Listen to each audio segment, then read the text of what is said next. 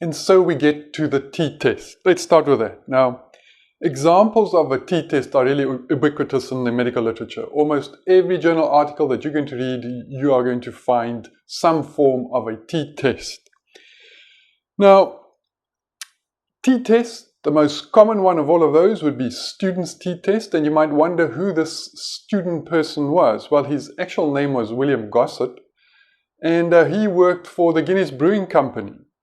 And he was quite interested in doing statistical analysis on small samples. Up until that time, people were very concerned about large samples. So, for instance, in shipping or agriculture, he was more concerned about small samples. Unfortunately, working there, he wanted to publish as well, wanted to publish his work. He couldn't do that because it wasn't allowed. Apparently, at that time, some other companies had some of their secrets let out by their workers publishing some of their work. So they refused for anyone who works for them to publish. He convinced them, though, that what he was working on was not so critical to them, will not lead the company to let out some secrets.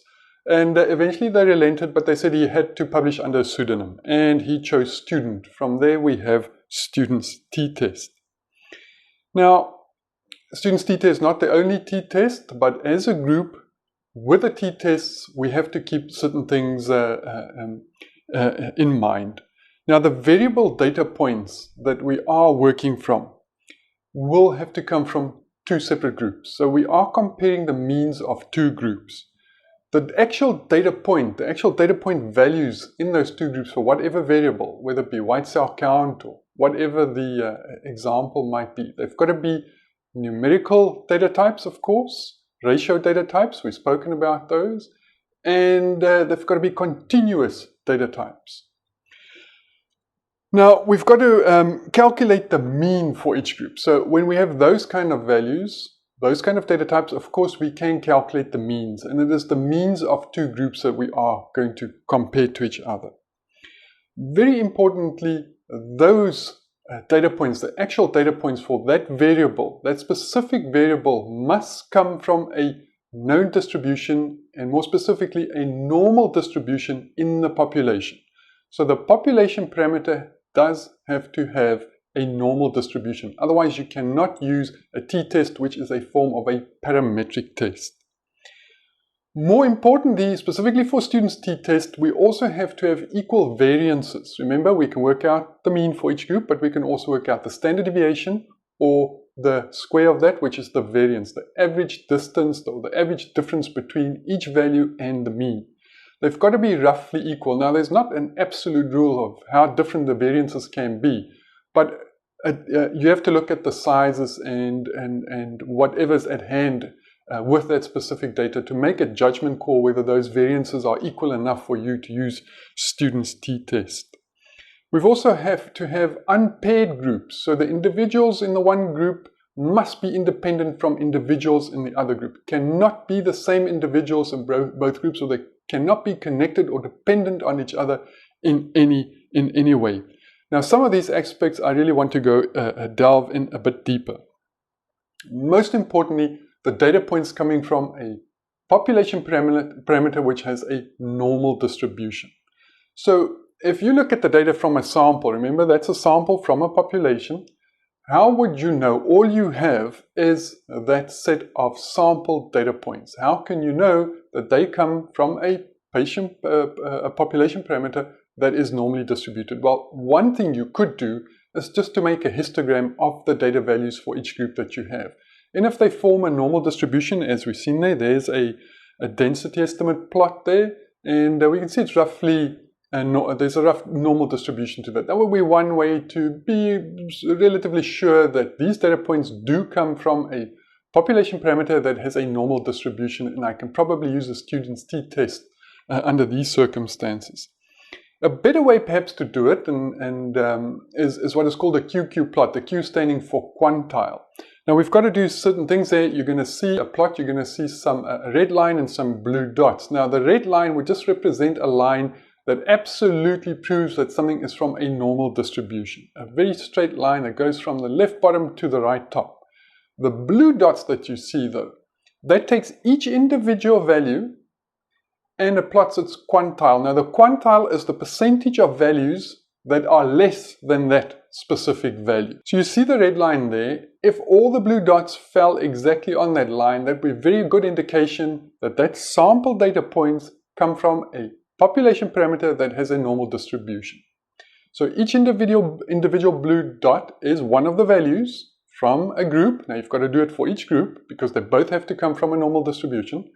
And each one of them is plotted against their quantile, the percentage of values that are less than that value. And you can see these blue dots very nearly follow that red line. So we can assume that these data points for this sample set does come from a population parameter that has a normal distribution. Hence, we can use student's t-test. Now, if they do not do that, if it does not come from, if you see that those blue dots are all over the show with a QQ plot, then you cannot use a parametric t-test. Then we have to look at non-parametric t-tests, and that's why it's important to look in the methods section of any journal article. Do they talk about these things? It would be even better if we all had access to the data that was actually used for that analysis, so we can see for ourselves whether it was appropriate to use a parametric test. Now, another important point of the assumptions that we make for students' t-test is this equal variances. Now, as I said, there isn't an absolute cutoff for how different the variance between the two groups have to be. But you do see unequal variances, or something that must highlight the fact that you might be dealing with unequal variances that are of such a large extent that you can't use students' t-test, but you have to use another t-test. It's usually when the data values have some skewness to that data. And it's also regularly seen when the sample data numbers are quite small, when you only have a few patients or participants in each group. Then you have to have another type of t-test, and you see an example there. You see also a distribution there that is quite skewed, with the tail going off to the right. Last important topic to talk about when using students' t-test, though, is also the paired samples. If those two samples of the two participants in the two groups, if they have if they are dependent on each other in any way, you cannot use students' t-test. You have to use a paired t-test. Now, when are they paired in some way? When are they dependent on each other? The most common example would be monozygotic or identical twins. If you have identical twins in each group, they are dependent on each other. Those results are not independent of each other for those two groups. And also when we have samples where we take a measurement for some variable in a sample before and after some event.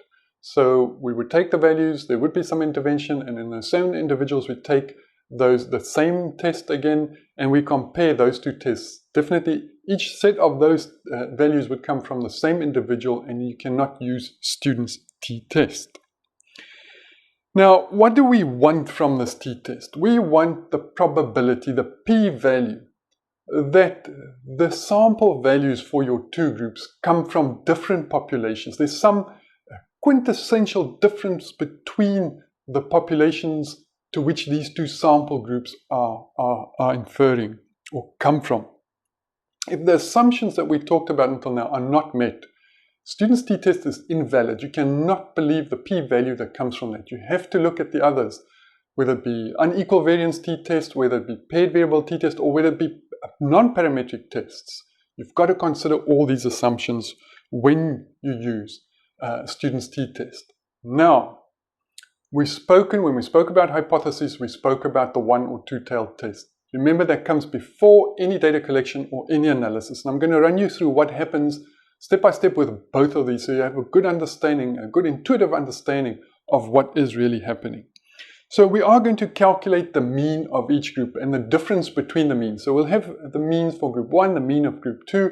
All the assumptions are met, and we just subtract one from the other. So the difference between those two means.